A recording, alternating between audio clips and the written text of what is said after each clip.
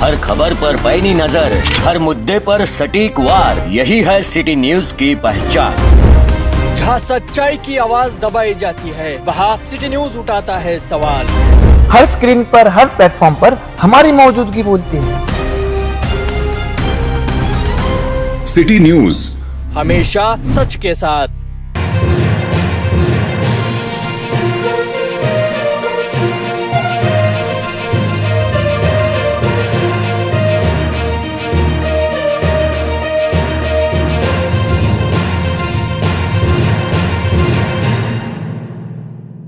नमस्कार, city news मध्ये आपलं स्वागत आहे। आपण बघत आहात लंच ब्रेक मध्ये आतापर्यंतच्या बातम्या।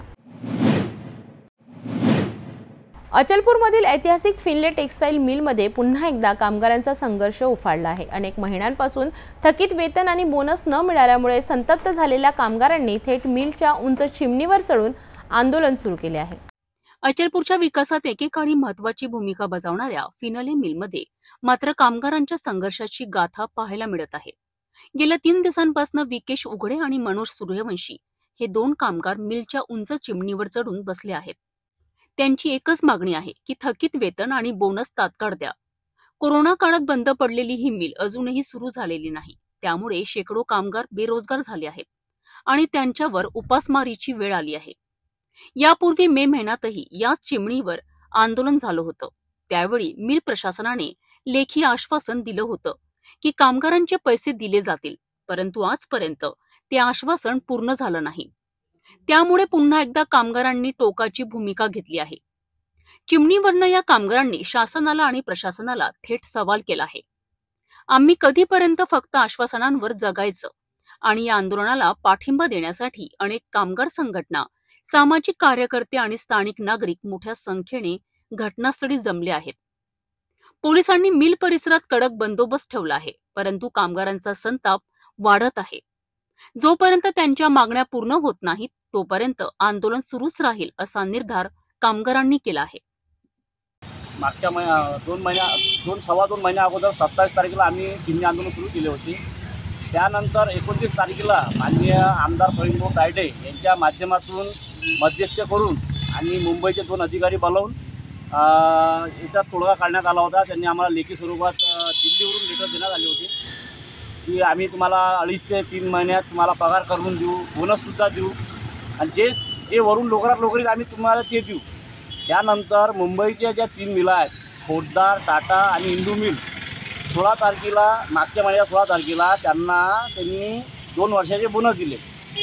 आम्ही ह्या विषय घेऊन माननीय आमदार प्रवीण तायडेकडे गेलो आणि आमदार साहेबांकडे आम्ही हा विषय मांडला। आमदार साहेबांना आम्हाला मुंबईला घेऊन गेले। तिथं जे कुमकुम राजू आणि संदीप शर्मा साहेब आहे, ज्यांच्या अंडरमध्ये 10 मिला येतात, तिथं आमदार साहेबांनी तिथून फोन लावला की बा तुम्ही कुठं आहे बा? त्यांना सांगा तुम्ही मुंबईला। आमदार साहेबांनी म्हटलं की मी पण सुद्धा मुंबईला आहो आणि त्यांनी सांगितलं की आम्ही सुट्टीवर आहो। पण आम्ही तिथे जाऊन चौकशी केली असता NTC ऑफिसला, तर ते 9:30 आले आणि 11 वाजता पळून गेले। आमच्यासोबत त्यांनी चर्चा केली असती तर आज ह्या पवित्रा घ्यायची आम्हाला गरज पडली नसती, कारण की आज आमची एवढी दुःखद गोष्ट आहे की आमचे पगार नाही, काय नाही। आणि तो चालू महिन्याचा ऑक्टोबर महिन्यापासून तर आतापर्यंत 10 महिन्याचा पगार ह्या शिल्लक आहे। 4 वर्षाचा बोनस बाकी आहे, मागील 50% मधला 16 महिन्याचा पगार तो बाकी आहे। आता काल नागपंचमी होती, रक्षाबंधनाकरता आपला राखी होती। आता बहिणीला पैसे देण्याकरता आमच्याकडे पैसे नव्हते। आता कमीत कमी रक्षाबंधन, पोळा, गणपती, महालक्ष्म्या, दसरा, दिवाळी असे मोठे मोठे सण ह्या 2-2.5 ते 2 महिन्यात आहे। आम्ही आमचा उदरनिर्वाह कसा करावा? आमची मागणी हेच आहे, जेव्हापर्यंत हे चिमणी आंदोलन सुरू आहे तेव्हापर्यंत आमच्या खात्यामध्ये पहिले बोनस येत नाही आणि 100% पगार जेव्हापर्यंत हे आमच्या खात्यामध्ये टाकत नाही तोपर्यंत हे आंदोलन सुरूच राहणार आहे आणि आम्ही याच्यानंतर तीव्र आंदोलन करू। धर्मेंद्र कुमार जे प्रभारी महाप्रबंधक त्यांच्यासोबत चर्चा काही झाली का? त्यांच्यासोबत चर्चा हेच झाली, त्यांनी आम्हाला काल ऑफिसमध्ये बोलावले आणि त्यांनी विचारले की तुमच्या मागण्या काय? आणि त्यांना सांगितले आमच्या 2 मागण्या आहे, बोनस सगळ्यात पहिले अगोदर टाकणे आणि पगार। किंवा तुम्ही इथं 70 लाखाचा माल ज्यावेळेस विकला तर तुम्ही इथं आमचा बोनस करायला पाहिजे होता की तुम्ही इथून मुंबईला पैसा देऊन तिथं बोनस केला तुम्ही। किती कामगाराचा उदरनिर्वाह मिलवर चालतो? कमीत कमी 800 लोकांचा उदरनिर्वाह आहे आणि त्याच्यातले 310 हे परमनंट कामगार आहे आणि 700 कामगार हे बदली कामगार आहेत, जेणेकरून त्याचे लग्न सुटत आहे, पोरीवाले पोटी देत नाही आहे, ते मानसिकमध्ये चालले. आज सुद्धा कामगारांची अचलपूरच्या या कामगारांच्या संघर्षांवर शासन काय भूमिका घेणार हे पाहणं महत्त्वाचं ठरेल. बेरोजगारी आणि आर्थिक संकटाचा सामना करणाऱ्या या कामगारांना न्याय कधी मिळणार हा प्रश्न आता संपूर्ण शहराला पडला आहे. कोराडी देवी मंदिराच्या बांधकामामधील गेटचा एक भाग कोसळून मोठी दुर्घटना घडली आहे. यात 17 कामगार जखमी झाले असून त्यापैकी 3घांची प्रकृती गंभीर आहे. या घटनेमुळे परिसरात एकच खळबळ उडाली आहे. पोलीस आणि NDRFची पथके घटनास्थळी पोहोचून मदत आणि बचाव कार्य करीत आहेत. नागपूरच्या कोराडी देवी मंदिर परिसरात काल एक धक्कादायक घटना घडली. मंदिराच्या मुख्य प्रवेशद्वाराचे बांधकाम सुरू असताना अचानक त्याचा एक भाग कोसळला. दुपारी साधारण 2 वाजताच्या सुमारास ही घटना घडली, जेव्हा सुमारे 20 कामगार तिथे काम करत होते. अचानक झालेल्या या अपघातामुळे 17 कामगार ढिगाऱ्याखाली अडकले आणि जखमी झाले. घटनेची माहिती मिळताच स्थानिकांनी तातडीने मदत कार्य सुरू केले आणि नंतर पोलीस, अग्निशमन दल आणि NDRFची टीम तिथे पोहोचली. DSP निकेतन कदम यांनी दिलेल्या माहितीनुसार तात्काळ बचाव कार्य सुरू करण्यात आले. NDRFच्या टीमने श्वान पथकाच्या मदतीने ढिगाऱ्याखाली कोणी अडकले आहे का याचा शोध घेतला. इथे कोराडी मंदिराच्या मागे जे महाद्वाराचं बांधकाम चालू होतं तिथे ऑलरेडी NDRFची टीम आहे, लोकल पोलीस ऑलरेडी इथे पोहोचले, ॲम्ब्युलन्स आहेत. ते कुठल्याही प्रकारची कॅज्युलिटी आतापर्यंत रिपोर्ट झालेली नाहीये. तरी देखील काही शक्यता नाकारता येत नाही, म्हणून आपण आता पुढचं सर्व तिथे एक्सकॅव्हेशन करून चेक करत आहोत. परंतु आतापर्यंत काही कुठलीही कॅज्युलिटीची शक्यता इथे दिसत नाहीये. थँक्यू. आतापर्यंत ढिगाऱ्याखाली कोणीही अडकले नसल्याची पुष्टी करण्यात आली आहे. सर्व जखमी कामगारांना जवळच्या रुग्णालयात दाखल करण्यात आले आहे. डॉक्टरांनी दिलेल्या माहितीनुसार 3 कामगारांची प्रकृती गंभीर आहे, तर इतरांना प्राथमिक उपचारानंतर सोडून देण्यात आले आहे. प्रशासनाने या घटनेच्या चौकशीचे आदेश दिले आहेत आणि जखमीच्या कुटुंबांना सर्वतोपरी मदत करण्याचे आश्वासन दिले आहे. काय सांगणार, रेस्क्यू ऑपरेशन कसं सुरू आहे? पालकमंत्र्यांचा फोन आला होता का तुम्हाला? कसं? नाही, मी पालकमंत्री महोदयांच्या संपर्कामध्ये आहे. त्यांचा 2-3 वेळा मला फोन आला आणि सगळ्या प्रिकॉशन्स आपण घेतलेले आहे. आणि जे अफवा चालू आहे की एवढे लोक दबून मेले असं काहीच त्याच्यामध्ये नाही आहे. जवळपास 17 लोकांना आपण हॉस्पिटलला आलेलं आहे. ते मायनर इंजुरी त्यांना झालेली आहे. काही लोकांना नंदिनी हॉस्पिटलमध्ये ऍडमिट केलं आहे, काही लोकांना मॅक्समध्ये आपण शिफ्ट केलेलं आहे. आणि आपण बघत असाल मागे NDRFची टीम, पोलीस प्रशासन, महसूल प्रशासन सगळं ते जे प्रोटोकॉल आहे एका डिझास्टर झाल्यावर कसं प्रोटोकॉल असेल त्या हिशोबाने आपण ते मलबा काढण्याचं काम आपण करत आहोत. सध्या कसलीही पॅनिक करण्याची गरज नाही. ही होती नागपूरमधील कोराडी देवी मंदिर दुर्घटनेची सविस्तर माहिती. या घटनेमुळे बांधकाम सुरक्षा नियमांबद्दल पुन्हा एकदा प्रश्नचिन्ह निर्माण झाले आहे. प्रशासन आणि बांधकाम कंपन्यांनी कामगारांना सुरक्षिततेची अधिक काळजी घेणे गरजेचे आहे. नांदेडमध्ये गोमांस घेऊन जाणाऱ्या एका कारचा पाठलाग करताना पोलिसांच्या गाडीला अपघात झाल्याची धक्कादायक बातमी समोर आली आहे. नांदेड-बारड महामार्गावर झालेल्या या घटनेत 2 पोलीस कर्मचारी जखमी झाले असून यांच्याबद्दल सविस्तर माहिती जाणून घेऊया. नांदेड-बारड रस्त्यावर तौरणा तांडा परिसरात गोमांस घेऊन जाणाऱ्या एका कारचा पोलीस पाठलाग करत होते. आरोपींच्या गाडीचा पाठलाग करताना पोलिसांची गाडी उलटली. या अपघातात पोलीस कर्मचारी परमेश्वर श्रीमंगले गंभीर जखमी झाले, तर दादाराव श्रीरामे किरकोळ जखमी झाले. गंभीर जखमी असलेल्या परमेश्वर श्रीमंगले यांना उपचारासाठी नांदेडमधील एका खासगी रुग्णालयात दाखल करण्यात आले आहे. या अपघातानंतर गावकऱ्यांच्या मदतीने पोलिसांनी गोमांस घेऊन जाणाऱ्या 2 आरोपींना ताब्यात घेतले. त्यांच्याकडून जवळपास 1 क्विंटल गोमांस आणि ती कार जप्त करण्यात आली आहे. पोलीस या प्रकरणाचा पुढील तपास करत आहेत. तर अशा प्रकारे नांदेडमध्ये गोमांस तस्करांचा पाठलाग करताना पोलिसांच्या गाडीला अपघात झाला. यात जखमी झालेल्या पोलीस कर्मचाऱ्यांवर उपचार सुरू आहेत. या घटनेमुळे गोमांस तस्करीचा प्रश्न पुन्हा एकदा ऐरणीवर आला आहे. सध्या बुलढाणा जिल्ह्यातील शेतकरी मोठ्या संकटात सापडले आहेत. सततच्या अतिवृष्टीमुळे सिंदखेड राजा आणि देऊळगाव राजा तालुक्यातील शेतकरी हवालदिल झाले आहेत. शेतात पाणी साचल्याने उभी पिके पूर्णपणे नष्ट झाली आहेत. गेल्या 4 दिवसांपासून बुलढाणा जिल्ह्यात पावसाने हाहाकार माजवलाय. सिंदखेड राजा तालुक्यातील 5 महसूल मंडळ आणि देऊळगाव राजा तालुक्यातील महसूल मंडळांमध्ये अतिवृष्टीमुळे शेतींचे मोठे नुकसान झाले आहे. पडसखेड चक्का गावातील शेतकऱ्यांच्या शेतात सर्वत्र पाणीच पाणी दिसत आहे. 6 ऑगस्ट पासून सुरू असलेल्या पावसामुळे पातळगंगा नदी आणि स्थानिक ओढ्यांना अचानक पूर आलाय. यामुळे 9 ऑगस्ट रोजी सकाळी शेतात गेलेल्या शेतकऱ्यांना धक्काच बसलाय. कपाशी आणि सोयाबीनची पिके पूर्णपणे पाण्याखाली गेली आहेत. सोयाबीन पीक फुलोऱ्याच्या अवस्थेत असतानाच सतत 3 दिवसांच्या पावसामुळे ते पूर्णपणे नष्ट होणार आहे. यामुळे शेतकऱ्यांनी आता सरकारकडे मदतीची याचना केली आहे. शेतकरी नेते बालाजी सोसे यांनी सरकारला सरसकट पंचनामे करून प्रत्येक हेक्टर मागे 50,000 रुपयांची मदत देण्याची मागणी केली आहे. त्यांच्या मते शेतकऱ्यांना कर्जमाफी देणे हाच आता एकमेव पर्याय उरला आहे. हातातलं सर्व पीक गेले आहे, मग शेतकऱ्यांनी जगायचं तरी कसं, असा प्रश्न सोसे यांनी सरकारला विचारला आहे. शेतकरी योद्धा कृती समितीनेही शेतकऱ्यांना भरीव मदत देण्याची मागणी केली आहे.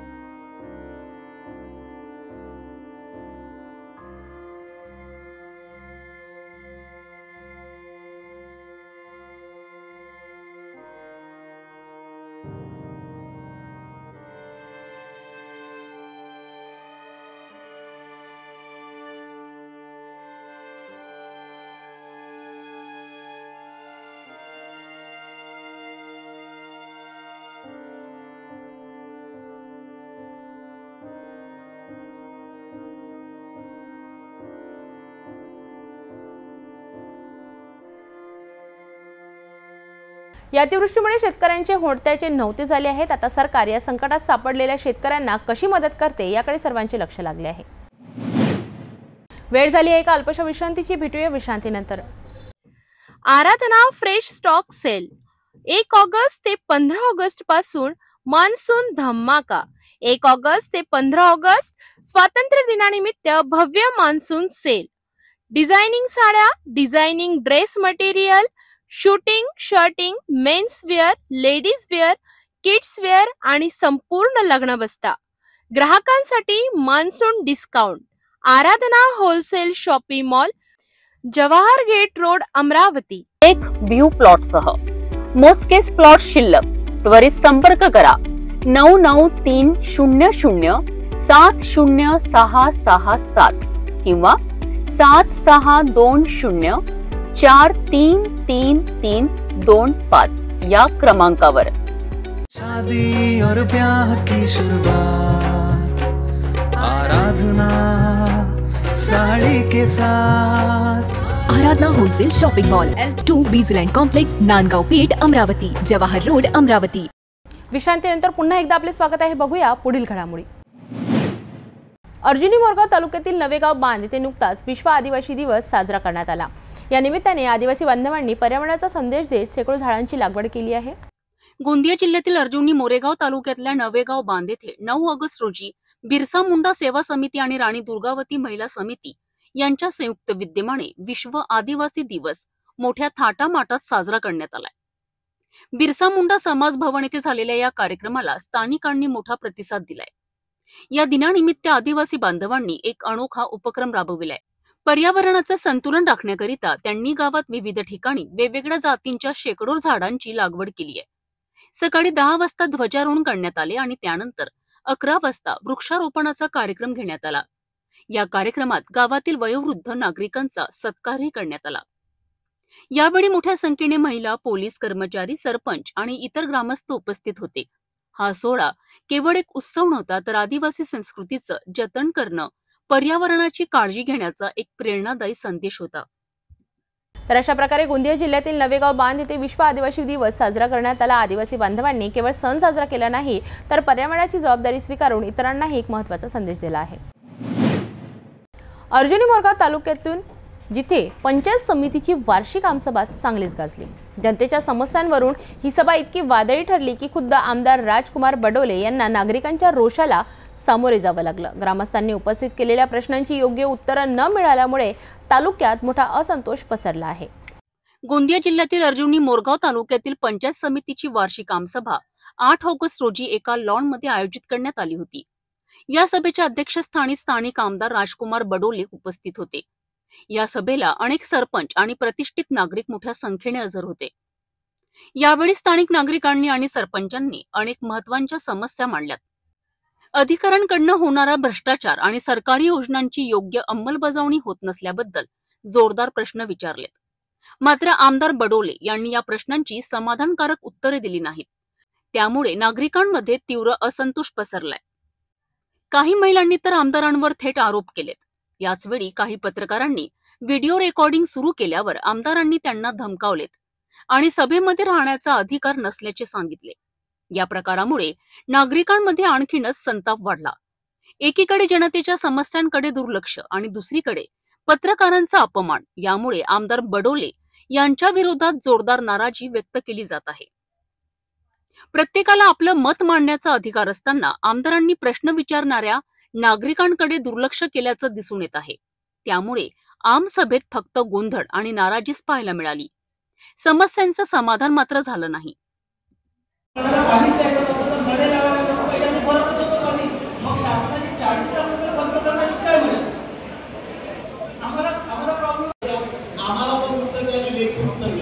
तुम्हाला जे काय उत्तर दिलं जाईल लेखी उत्तर द्यायला आणि ती योजना लवकरात लवकर कशी होईल अध्यक्ष साहेब तुम्हाला बोलून देतील तिथं आणि त्या बाबतीमध्ये निर्णय तुम्ही बोलून द्या सगळ्यांना जिल्हा परिषदेतून त्याच्यावर उपाय आपण करू। ठीक आहे, आपण संबंधित लाभार्थ्यांना वितरित करत आहोत, परंतु सदर वितरण कार्यक्रम पूर्ण झाल्यानंतर लगेच मुदत किंवा प्रमाणपत्राचे मूळ प्रत विविध कार्यपद्धतीने आदर मागच्या वर्षी बोलायच्या कामगाराला ठेकेदार अर्धवट काम करून घेऊन करून दिला। 2019 आपण संबंधित लाभार्थ्यांना वितरित करत आहोत, परंतु सदर वितरण कार्यक्रम पूर्ण झाल्यानंतर लगेच मुदत किंवा प्रमाणपत्राचे मूळ प्रत विविध कार्यपद्धतीने आदर 25,000 50,000ची एक मुदत ठेव प्रमाणपत्र महिला व बाल विकास कार्यालयात। तर तुम्ही पाहिलात की अर्जुनी मोरगाव तालुक्यात जनतेचा असंतोष कसा उफाळून आला। विकासाचे प्रश्न आणि प्रशासकीय उदासीनता यामुळे नागरिक संतापले आहेत। आता या घटनेनंतर आमदार आणि प्रशासन काय पावलं उचलतं हे पाहणं महत्त्वाचं ठरेल। लातूर पोलिसांच्या कामगिरीमुळे जिल्ह्यामध्ये झालेल्या 9 गुन्ह्यांची उकल झाली आहे। एका मोठ्या टोळीला अटक करून त्यांच्याकडून तब्बल 24,80,000 रुपयांचा मुद्देमाल जप्त करण्यात आला।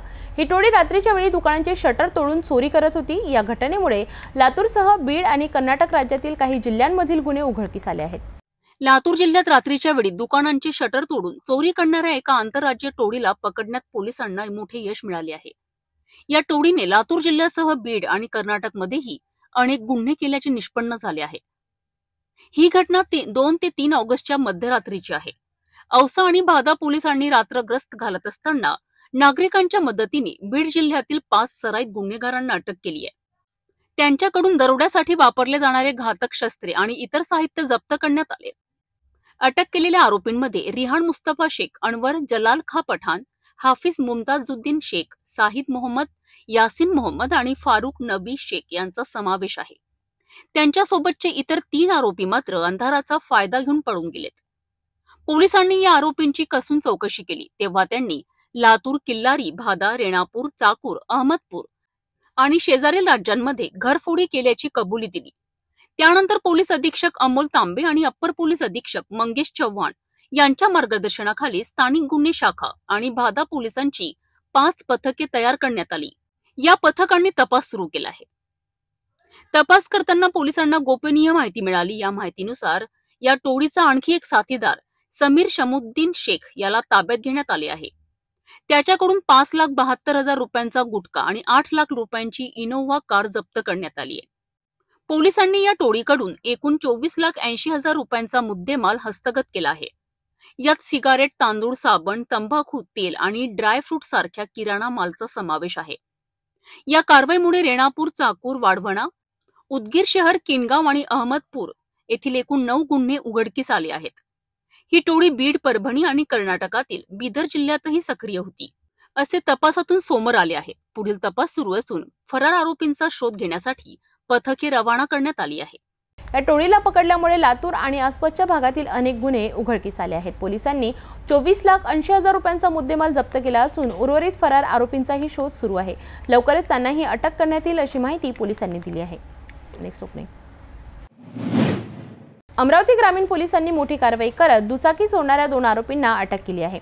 या 2 आरोपींमुळे मोटरसायकल चोरीची 4 आणि 1 जबरी चोरीचा गुन्हा पर्दाफाश झाला आहे।